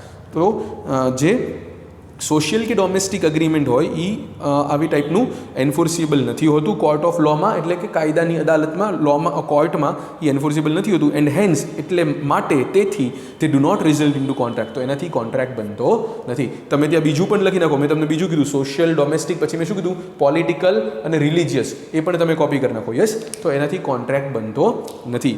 Okay friends, so example જે છે એ વાંચો. તો મેં કીધું છે અ husband agrees to pay his wife certain amount, a husband agrees to pay his wife certain amount as maintenance every month while he was abroad.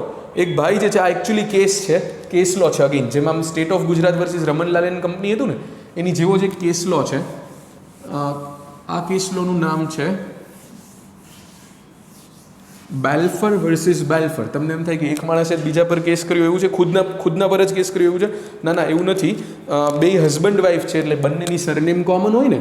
અને આ જો ઇન્ડિયાનો કેસ નથી, બેલ્ફર વર્સિસ બેલ્ફર આવું લખેલું છે, બરાબર ને? આપણે ત્યાં આવા બધા નામ ના, આપણે બટુક વર્સિસ બટુક એવું કંઈક, વોટ એવર. મતલબ sorry for the bad jokes, તમારે લોકોએ થોડીક તૈયારી રાખવાની. મને ઘણી વખત છે ને લેક્ચર જ્યારે આમ લાઈક 30-40 મિનિટ્સ ઉપર જતો રહ્યો ને એ પછી મારા અંદરથી બહુ ગંદા જોક બહાર આવે. તો તમે લોકો બધા સામે નથી બેઠા આવી રીતે વિડીયોમાં જો, અને મારા જોક ઘણીવાર એટલા ગંદા હોય કે સ્ટુડન્ટ્સ જે છે એ એવા ઇરિટેટ થઈ જાય ને કે આમ બેન્ચ ઉપર હાથ પછાડવા માંડે ને આમ તેમ.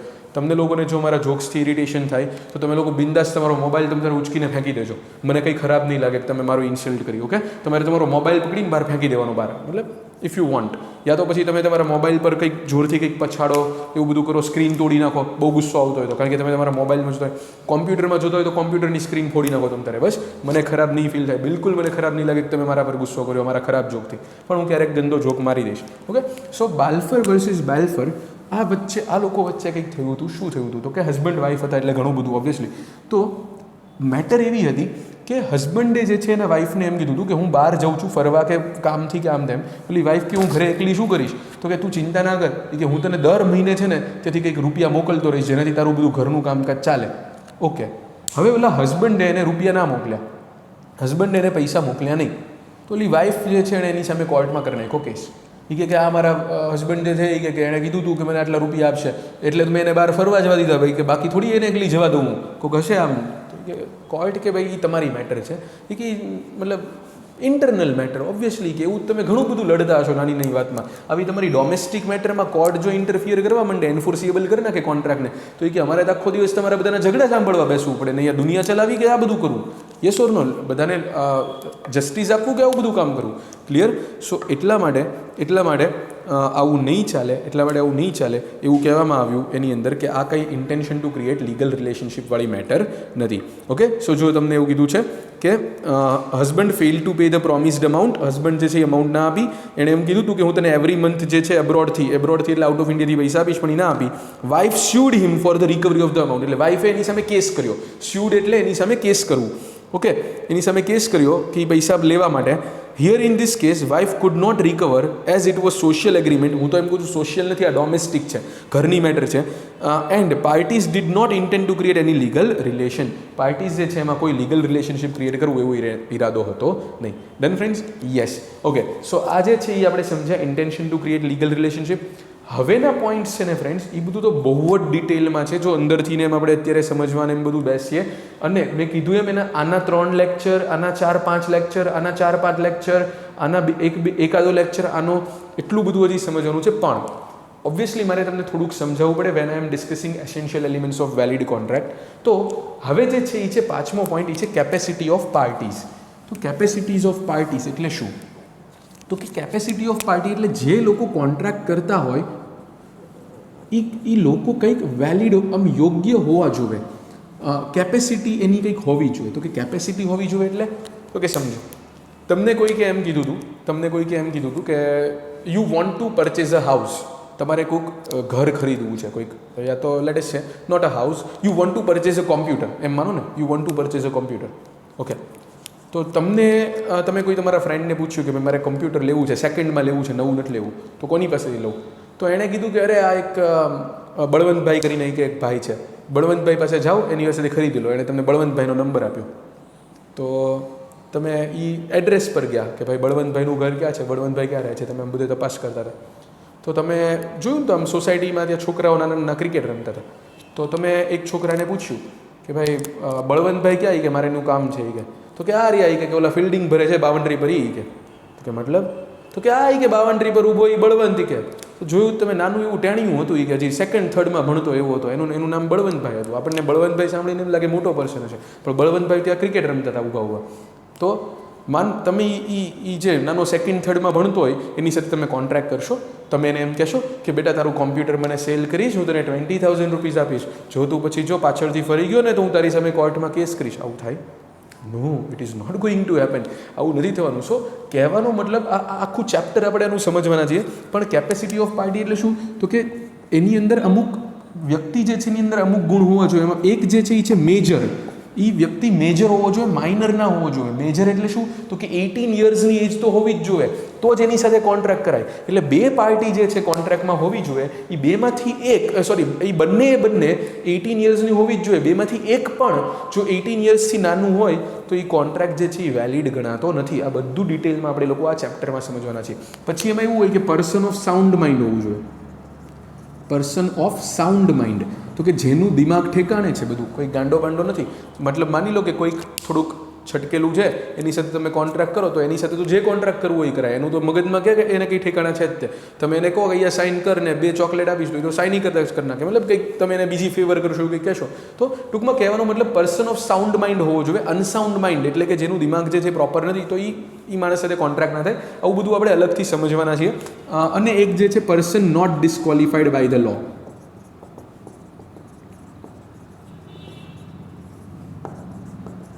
એટલે એ પર્સન એવું ના હોવું જોઈએ કે કાયદાએ જેને ના પાડી છે કે તું ભાઈ જે છે એ કોન્ટ્રાક્ટ ના કરી શકે. જેમ કે કન્વિક્ટ્સ એટલે એવા લોકો કે જે જેલમાં છે. એક એક્ઝામ્પલ આપું છું તમને, બાકી આખું ચેપ્ટર અલગથી.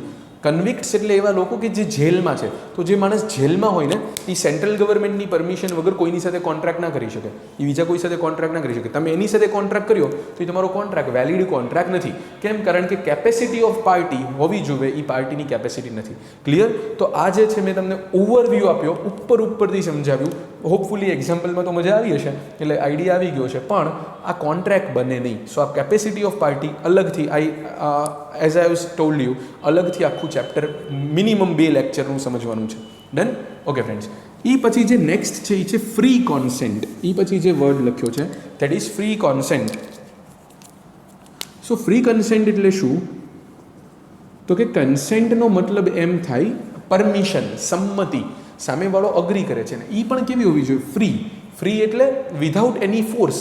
મુક્ત મતલબ ના, ગુજરાતી બધું નથી કરવા જવું, બધું ગુજરાતી કરવાથી ઇલોજિકલ લાગશે. તો ફ્રી એટલે વિધાઉટ એની ફોર્સ, કોઈ ફોર્સફુલી નહીં, એની કન્સેન્ટ લીધી છે. મતલબ માની લો કે તમારામાંથી કોઈ, તમે લોકો અહીંયા સામે ભણો છો, આપણી બેચ મસ્ત ચાલે છે, તમે લોકો ભણી રહ્યા મારી પાસે, અને તમારામાંથી મેં કોઈકના હાથમાં વોચ જોઈ તો બહુ મસ્ત વોચ હતી. મેં એને કીધું કે આ વોચ બહુ સરસ છે ભાઈ, કેટલા રૂપિયાની છે? તો કે સર 10,000 રૂપીઝની છે, મારા કોઈ અંકલે મને ગિફ્ટ કરી. તો મેં એને એમ કીધું કે એક કામ કર, મને 1,000 રૂપિયામાં વેચી દે. તો કે સર ગાંડા થઈ ગયા, 1,000 રૂપિયામાં થોડી મારી 10,000ની ઘડિયાળ વેચું. એટલે મેં એને ધમકી આપી, તું વેચવી 1,000માં કે નહીં, આજ નીચે ઉતર, વારો પાડું છે. એને થયું કે ભાઈ મતલબ ખોટું, સર મોટા અને આપણે એમના એરિયામાં છીએ, આમ તેમને ક્યાં આવી બધી બબાલ કરવી. એટલે એણે બિચારાએ 1,000 રૂપિયામાં એની ઘડિયાળ વેચી દીધી, હા પાડી દીધી. સો મેં એને ઓફર આપી, એણે 1,000 વાળી ઓફર એક્સેપ્ટ કરી, એને 1,000 કન્સિડરેશન મળ્યું, મને વોચ મળી, બધું બરાબર. પણ તમને એમ લાગે છે કે આ બરાબર છે? નો, બિકોઝ એની કન્સેન્ટ, એની અપ્રુવલ, એની સંમતિ એ એમાં ફ્રી નથી. એની કન્સેન્ટ જે છે એ બિલકુલ એમાં ફ્રી હતી નહીં, એને ફોર્સફુલી કરાવવામાં આવ્યું હતું. યસ, તો કોઈ ફોર્સફુલી કામ કર્યું હોય તો એ કોન્ટ્રાક્ટ વેલિડ ના રહે. બંનેની કન્સેન્ટ જે છે એ ફ્રી હોવી જોઈએ. અગેન ડિટેલમાં જે છે મેં તમને કીધું એમ આપણે સમજશું. ઓકે, પછી જે લોફુલ કન્સિડરેશન એન્ડ ઓબ્જેક્ટ, મતલબ લોફુલ એટલે કાયદાકીય, કાયદાની રીતે પ્રોપર. કન્સિડરેશન એન્ડ ઓબ્જેક્ટ એટલે જે પર્પઝ માટે તમે કોન્ટ્રાક્ટ કર્યો છે તો કે એ લોફુલ હોવો જોઈએ. તો કે મતલબ સર એક્ઝામ્પલ, મેં એક્ઝામ્પલ તમને આપી દીધું આના પહેલાંના વિડીયોમાં. યાદ છે મેં તમને એમ કીધું હતું કે પેલો મિસ્ટર એ જે છે એ ભાઈને અપ્રોચ કરે કે ભાઈ તું કિલ સી, તો હું તને 5 લાખ રૂપીઝ આપીશ, હું તને 5 લાખ રૂપીઝ આપીશ. આવી વાત કરી હતી આપણે, રાઈટ? તો આમાં તમને એમ લાગે છે જે એનું કન્સિડરેશન, કે એનો જે આ પર્પઝ કોન્ટ્રાક્ટ કરવાનો ઓબ્જેક્ટ છે એ લોફુલ છે, લીગલ છે? તો આન્સર ઇઝ નો. તો એટલા માટે જ મેં તમને કીધું હતું કે આ એન્ફોર્સિએબલ બને જ નહીં તો એ ક્યારેય વેલિડ કોન્ટ્રાક્ટ બનવાનું જ નથી. ડન? અગેન ડિટેલમાં આખું chapter. Not expressly declared void એટલે આખું એક લિસ્ટ આપેલું છે કે જેમાં એમ કીધું છે કે આવા કોન્ટ્રાક્ટ એ તો અમે કહી જ દઈએ છીએ કે વોઇડ રહેશે. આ વોઇડ એટલે શું છે તો કે આ વોઇડ છે ને એ આ વેલિડ, આ વર્ડ વેલિડ છે એનું ઓપોઝિટ છે. એટલે યોગ્ય નથી જે એ વોઇડ છે, એટલે જે વેલિડ નથી એ વોઇડ છે. ડિટેલમાં આની પછીના લેક્ચરની અંદર હું તમને ટાઈપ્સ ઓફ કોન્ટ્રાક્ટની બધું ભણાવીશ, ત્યારે તમને મજા આવશે ને ત્યારે સમજશું. સો વેલિડ નથી એ કોન્ટ્રાક્ટ શું છે વોઇડ, તો કે એક્સપ્રેસલી એટલે આમ જાહેર જ કરી દીધું છે કે આમ. So not expressly declared to be void. Expressly declared એટલે કહીને કહી જ દીધું છે કે આવો કોન્ટ્રાક્ટ તો વોઇડ જ રહેશે. તો એવું ના હોવું જોઈએ. Not expressly declared to be void તો જે કોન્ટ્રાક્ટ વેલિડ કહેવાય. સર મતલબ આખું ચેપ્ટર ભણવાના છીએ. એક એક્ઝામ્પલ એમાંથી ખાલી કાઢીને આપું. દહેજ, ડાવરી. ઓકે, લગ્ન કરતી વખતે જો એમ કીધું હોય છોકરાના ફેમિલીએ છોકરીના ફેમિલીને કે અમે લગ્ન તો જ થવા દઈશું કે જો તમે અમને લગ્ન પહેલાં 50 લાખ રૂપીસ આપશો. તો જો 50 લાખ ના આપે ને લગ્ન ના કરવા દેતો તો અરે વારો પડી જાય. દહેજ લેવું it is expressly declared to be void. એ કહી દીધું છે લોએ કે ભાઈ આવો કોન્ટ્રાક્ટ બિલકુલ કરવાનો નહીં, એ વોઇડ જ છે એટલે વોઇડ જ છે. તો હવે સપોઝ દહેજ ના મળ્યું તો સામેવાળાને કેસ કરી શકો? બિલકુલ નહીં. ક્લિયર? તો ટૂંકમાં એવા ટાઈપનો કોન્ટ્રાક્ટ ના હોવો જોઈએ, એવા ટાઈપનો કોન્ટ્રાક્ટ ના હોવો જોઈએ કે which is expressly declared to be void, which is expressly declared to be void like this. મેં જેમ તમને એક્ઝામ્પલ આપ્યું. ક્લિયર? ઓકે. એ પછી જે છે એ છે સર્ટેનિટી ઓફ મિનિંગ. સર્ટેનિટી એટલે શું? ચોક્કસાઈ, પરફેક્ટ, જે ચોક્કસ હોવું જોઈએ, જે સમજી શકાય એવું. સર્ટેનિટીનું ઓપોઝિટ સર્ટેન છે ને વર્ડ, આનું વિરુદ્ધાર્થી એટલે ઓપોઝિટ વર્ડ જે છે એ છે વેગ. એટલે અસ્પષ્ટ, જે સ્પષ્ટ નથી. આ વેગનું જે સિમિલર એક સમાનાર્થી જે શબ્દ છે એ છે આઈ કેન સે, થોડોક અઘરો લાગશે વર્ડ, એ છે એમ્બિગ્યુઅસ. એમ્બિગ્યુઅસ એટલે વેગ, એટલે જે સ્પષ્ટ ના હોય ને એને વેગ કાં તો એમ્બિગ્યુઅસ કહેવાય. ઓકે, તો કહેવાનો મતલબ શું છે તો કે સર્ટેનિટી ઓફ મિનિંગ. તમે જે મિનિંગ કોન્ટ્રાક્ટનો હોવો જોઈએ, ચોક્કસ અર્થ કાઢી શકાય એવો હોવો જોઈએ, તો જ કોન્ટ્રાક્ટ વેલિડ છે, નહીતર નથી. મતલબ સર એક્ઝામ્પલ આપો તો જ સમજાય, વગર નથી સમજાતું આ કાંઈ. ઓકે, એક્ઝામ્પલ છે. એક્ઝામ્પલ ઇઝ ધેટ, માની લો કે એક મિસ્ટર એક્સ જે છે એ કોઈ એક પ્રોવિઝન સ્ટોર પાસેથી નીકળ્યા અને ઓલા પ્રોવિઝન સ્ટોરવાળાને એમ કીધું કે અરે જલ્દી કે મારે માટે 5 લીટર તેલ બાંધીને રાખજે, હું હમણાં આવું છું, તારી પાસે લઈ જઈશ. 5 લીટર્સ ઓઇલ, એણે એમ વર્ડ યુઝ કર્યો, તું 5 લીટર્સ ઓઇલ બનાવીને રાખ, બાંધીને રાખ, મતલબ હું હમણાં આવું છું. નાઉ સી, એણે શું કીધું? ઓઇલ. હવે વેન યુ સે ઓઇલ, તો ઓઇલના તો ઘણા બધા ટાઈપ હોય. હવે એક જે કરિયાણાવાળો છે, એક પ્રોવિઝન સ્ટોરવાળો છે, એની પાસે we can say groundnut oil, સિંગ તેલ પણ હોય. એની પાસે કપાસિયાનું તેલ એટલે કે we can say cotton seed oil એ પણ હોય. ઓકે, એની પાસે કદાચ બની શકે માથામાં નાખવાના તેલની વાત કરતો હોય, કંઈક બીજા ટાઈપનું એવું કંઈક લાઈક હેર ઓઇલ એ પણ હોય. યા પછી બની શકે કે એ ગ્રાઉન્ડનટ કોકોનટ ઓઇલ, ઓકે, એવું પણ હોય. યસ. કે પછી બની શકે કે જસ્ટ કદાચ બીજા કંઈક ટાઈપનું કેસ્ટ્રલ સીડ્સના ઓઇલની વાત કરતો હોય. તો આમાં કંઈ સર્ટેન નથી, કંઈ ચોક્કસ નથી. તો એ કોન્ટ્રાક્ટને કોન્ટ્રાક્ટ ના કહેવાય, કારણ કે એમાં મિનિંગ જે છે એ સર્ટેન નથી. ક્લિયર? હું તમને એક બીજું મસ્ત એક્ઝામ્પલ આપું. હલો, ભૂલી જાઓ. ઓઇલવાળું ઠીક છે, આઈ ટ્રાય ટુ એક્સપ્લેન, કારણ કે અહીંયા મોડ્યુલવાળું જે કન્ટેન્ટ છે આપણા મટીરિયલમાં આપ્યું છે. એક મસ્ત એક્ઝામ્પલ આપું, તમને મજા આવશે. હું તમને લોકોને એમ કહું કે તમારામાંથી જે છે ને એ ફાઉન્ડેશનમાં સારું રિઝલ્ટ લાવશે ને, તમારામાંથી જે ફાઉન્ડેશનમાં સારું રિઝલ્ટ લાવશે ને એને હું ઇન્ટરમીડિયેટમાં 20% ડિસ્કાઉન્ટ આપીશ. ઇન્ટરમીડિયેટની ફીસ જ્યારે આવે, સીએમાં ઇન્ટરમીડિયેટમાં આવે, એને 20%નું ડિસ્કાઉન્ટ. જે ફાઉન્ડેશનમાં સારું રિઝલ્ટ લાવે બધાને. તમને એમ થાય કે મસ્ત મસ્ત. તમારામાંથી કોઈ એક છે ને બહુ મસ્ત મહેનત કરી, ચલો તમારે બધાએ બહુ મહેનત કરી, એક જણ મારી પાસે આવો કે સર જુઓ હું 300 માર્ક્સ લાવ્યો 400માંથી, સારું રિઝલ્ટ, જો સર હવે ઇન્ટરમીડિયેટમાં ડિસ્કાઉન્ટ ને. એટલે હું કહું અરે સારું રિઝલ્ટ કીધું તું, મારા માટે તો સારું રિઝલ્ટ એટલે 350 માર્ક લાવે. તો આમ થોડું ચાલે. શું કરવાનું? સારું, મેં એમ કીધું તું તમારામાંથી જે સારું રિઝલ્ટ લાવે, તો સારું એ જે વર્ડ જે છે એનો મિનિંગ કંઈ સર્ટેન છે નહીં. તમારે એમ કહેવાય સર સારું નહીં ભાઈ, ચોખ્ખું કહો કેટલા માર્ક જોઈએ છે? સર્ટેન, ચોક્કસ બોલો, ચોક્કસ. તો કે હું એમ કહું હા ભાઈ 320 માર્ક લાવશો ને, તો કે બસ સર એવી વાત કરો ને 320. હવે ખબર પડે ટાર્ગેટ શું રાખો. સમજ પડી? જો હું એમ કહું સારું રિઝલ્ટ, તો સારું એ કંઈ સર્ટેન મિનિંગ નથી. તો કેવો વર્ડ છે? વેગ છે, એમ્બિગ્યુઅસ છે. એનો તો અર્થ જેમ કાઢવો એમ કાઢી શકાય. Clear friends? ઓકે, સો એ પછી જે છે point number 10 possibility of performance. તો તમારો કોન્ટ્રાક્ટ જે છે એ એવો હોવો જોઈએ કે જે પોસિબલ ટુ પરફોર્મ હોય. અહીંયા એમ સમજે ટૂંકમાં કે મિનિંગ ચોક્કસ હશે તો જ તે કામ થશે, તો જ કોન્ટ્રાક્ટ વેલિડ. અને પોસિબિલિટી ઓફ પરફોર્મન્સ એટલે જે કોન્ટ્રાક્ટ એવો હોવો જોઈએ કે જે પોસિબલ હોય પરફોર્મ કરવું. સાવ ઇલોજિકલ વાત ને એવી નહીં કરવાની. કોઈને એમ કે તું ઉડીને બતાવ તો હું તને 5 લાખ રૂપિયા આપીશ. બોલો કે હા બતાવીશ, લાવ 5 લાખ રૂપિયા આપ. પછી 5 લાખ રૂપિયા તમે આપ્યા, એને ઉડ્યું નહીં તો તમે કોર્ટમાં કેસ કરશો મેં એને 5 લાખ રૂપિયા આપ્યા હતા પણ એને મને ઉડીને ના બતાવ્યું. અરે it was not possible to perform. Yes, તમે કોઈક ઓલા બાબા કે એવા કોઈક હોય કે જેને એમ કીધું કે જાદુ ઈ પર્સન કોઈક જાદુ કરે ને જાદુ ટોના જાણે, તમે એને એમ કીધું કે તમે મને, એણે તમને એમ કીધું કે તું મને આટલા 10 લાખ રૂપિયા આપ, હું તને એવું જાદુ આપી દઈશ ને કે જેનાથી તને ભણવાનું બધું યાદ જ રહી જશે, તારા પર એવું મેજિક કરી દઈશ.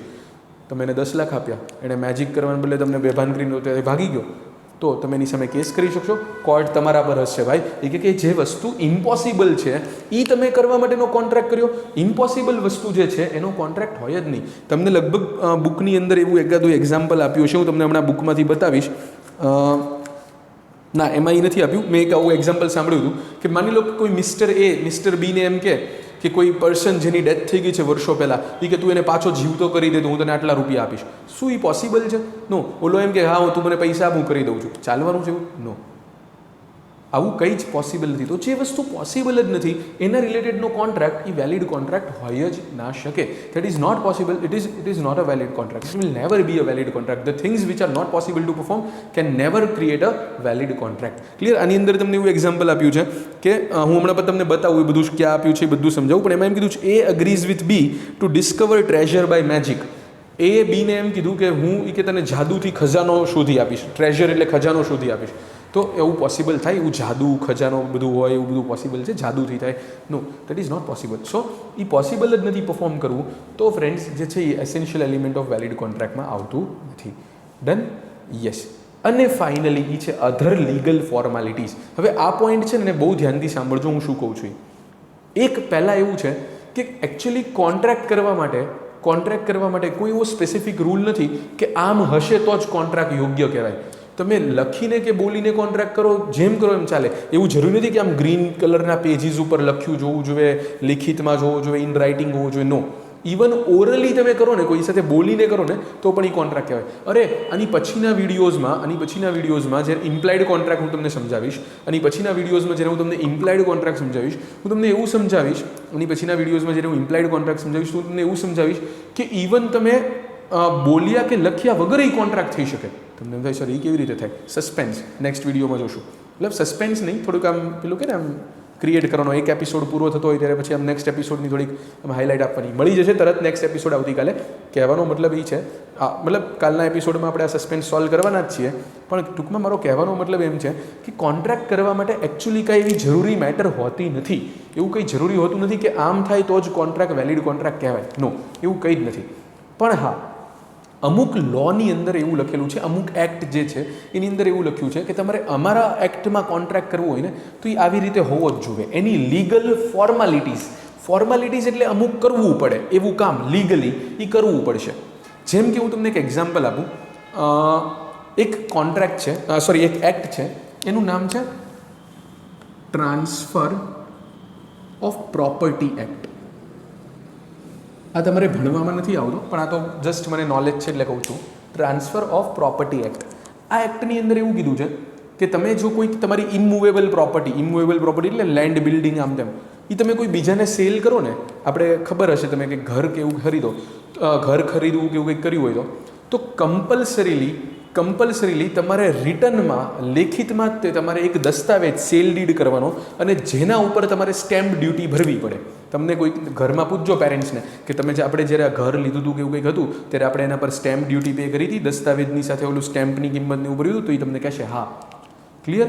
તો જ તે કોન્ટ્રાક્ટ વેલિડ કહેવાય. એટલે સમજો, આ અધર લીગલ ફોર્માલિટીઝ છે ને એ એવો પોઈન્ટ છે કે જે હંમેશા એપ્લિકેબલ નથી. આ પહેલા 10 પોઈન્ટ છે ને એવા હતા કે જે બધા કેસમાં એપ્લિકેબલ હોય, જે 10 દરેક કોન્ટ્રાક્ટમાં હોવા જોઈએ તો જ કોન્ટ્રાક્ટ કહેવાય.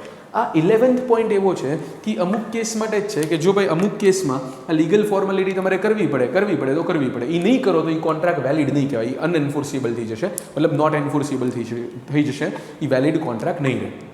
ક્લિયર? એ નોટ એન્ફોર્સિબલ થઈ જશે, એ વેલિડ કોન્ટ્રાક્ટ નહીં રહે. આવું એ તમને ત્યાં આપી શકે. આવું મેં કીધું એમ પર્ટિક્યુલર એના એક્ટમાં કીધું હોય ને તો જ તમારે એ માનવાનું છે, નહીંતર પછી તમારે માનવાનું થતું નથી. પર્ટિક્યુલરલી એનો એક્ટ આવું કંઈક તમને કહે છે, પર્ટિક્યુલરલી એનો એક્ટ તમને આવું કંઈક કહે છે, જેમ કે આ ટ્રાન્સફર ઓફ પ્રોપર્ટી એક્ટ જે છે એમાં એવું કીધું છે તો તમારે એ માનવાનું, નહીંતર તમારે આવું લીગલ ફોર્માલિટીઝને એવું કરવાની જરૂર નથી. પણ હા, જો કીધું છે તો એ ફોર્માલિટીઝ કરવી પડે, તો એ ફોર્માલિટીઝ કરવી પડે, અને જો કરવી પડે અને ના કરી તો પછી જે છે એ essential element of valid contract નથી, અને તો એ કોન્ટ્રાક્ટ વેલિડ નથી એમ આપણે, તો એ કોન્ટ્રાક્ટ વેલિડ નથી એમ આપણે કહી શકીએ. ક્લિયર? જો કરવું પડે એવું કીધું છે ને તમે ના કર્યું તો essential element of valid contract અંદર નથી, અને તો એ કોન્ટ્રાક્ટ વેલિડ કોન્ટ્રાક્ટ નથી એવું કહી શકાય. Done friends? I hope I tried my best કે તમને લોકોને હજી સેકન્ડ લેક્ચરમાં તે આટલું બધું નોલેજ જે છે એ આપવું. આમાંથી તમને જેટલું મળ્યું હશે દેટ ઇઝ ગુડ. તમને કદાચ નાના મોટા ડાઉટ્સ રહી ગયા હોય, feel free two WhatsApp me, feel free to call મી, પણ ડાઉટ્સ જે છે એ તરત સોલ્વ કરી નાખજો. અને હવે હું તમને આમાં મોડ્યુલ, આ જે બુક જે છે મોડ્યુલમાંથી મેં કોપી કરેલું મટીરિયલ છે એમાં હું તમને બતાવું કે મેં તમને કેટલું સમજાવ્યું છે. તો મેં તમને પેજ નંબર 3 અને પેજ નંબર 4 બંને સમજાવ્યા છે, પણ તમારે પેજ નંબર 3માં આ પોઈન્ટ નંબર 1, 2, 3, 4, 5 આપ્યા છે એ વાંચવાના છે. મેં જો 1 અને 2 તો તમને અત્યારે સમજાવી દીધા અંદરથી વાંચીને જ, તો તમારે ખાલી 3, 4, 5 જાતે વાંચવાના છે. હવે જે એની નીચેથી છે ને offer acceptance of an agreement અને આ ફ્રી કન્સેન્ટ કેપેસિટી વાળું, એ પેજ નંબર 4 ને એ તમારે નથી વાંચવાનું. કેમ નથી વાંચવાનું? બિકોઝ તમે અંદર વાંચવા જશો ને તમને એની લેંગ્વેજ બહુ અઘરી લાગશે. અઘરી લાગે જ તે કારણ કે મેં તમને કીધું એમ કે એના અલગથી હજી આપણે ચેપ્ટર સમજવાના છે, એમાં ઘણા લેટિન ટર્મ્સ આવશે. જેમ કે અંદર તમે કન્સિડરેશન, તમને એમ થાય ચલો કન્સિડરેશન તો આપણને આવડે, તો હું અંદર કન્સિડરેશન વાળું વાંચું તો તમને કન્સિડરેશનમાં પહેલી લાઈન જ એવી મળશે, it is referred to as quid pro quo. હવે ક્વિડ પ્રો ક્વો એટલે તમને એમ થાય લે સર અમને આ તો સમજાવ્યું જ નહીં, રહી ગયું. તો એ અત્યારે સમજાવવાનું નથી, એ અત્યારે સમજવાનું નથી, કન્સિડરેશનના ચેપ્ટરમાં સમજવાનું છે. એનો મતલબ એમ થાય સમથિંગ ઇન રિટર્ન, એ એક લેટિન ટર્મ છે, પણ ખોટું તમે એ વાંચશો તો તમે કન્ફ્યુઝ થશો. તો મારું કહેવાનું મતલબ સમજો કે તમારે ખાલી જે રીડ કરવાનું છે એ પોઈન્ટ નંબર 3, 4 અને 5 જ રીડ કરવાનું છે. બાકી જેટલું મેં સમજાવ્યું હજી સુધી એ આ આગળનું પેજ અને આ એસેન્શિયલ એલિમેન્ટ્સ ઓફ વેલિડ કોન્ટ્રાક્ટના ટાઇટલ બધા મેં તમને થોડોક આઈડિયા આપ્યો છે આજના લેક્ચરમાં. Yes friends, so hopefully this is clear. આનાથી વધારે hopefully this is clear. Clear in the sense તમને બધું સમજાઈ ગયું હશે, તમને જે નોલેજ જે છે મારે ઇમ્પાર્ટ કરવું હતું, જે નોલેજ તમને ડિલિવર કર્યું હતું એ તમને મળી ગયું હશે. તો પણ કંઈ ડાઉટ્સ હોય feel free to call me, WhatsApp me. પહેલાં એવું હોય તો વોટ્સએપ કરી દેજો, ડાઉટ વોટ્સએપ પર સોલ્વ થઈ જતો હશે, ઠીક છે. નહીંતર પછી તમારે કોલ કરીને પણ આપણે એનું સોલ્યુશન લાવી દઈશું. કંઈ પણ ના સમજાયું હોય પૂછી લેજો. બટ યસ, આજના લેક્ચર પૂરતું આટલું ઇનફ છે કે આપણે આ essential element of valid contract નહીં ભણ્યા એટલું ઇનફ છે. તો આજના લેક્ચર પૂરતું ફ્રેન્ડ્સ જે છે એ આપણે આટલું રાખીએ છીએ. આજના લેક્ચર પૂરતું જે છે ફ્રેન્ડ્સ આપણે આટલું રાખીએ છીએ. મળીએ નેક્સ્ટ લેક્ચરની અંદર. અગેન કંઈ ડાઉટ્સ હોય તો તમે લોકો મને પૂછી લેજો. બાકી મળીએ ફ્રેન્ડ્સ નેક્સ્ટ લેક્ચરની અંદર. Thank you everyone. Thank you.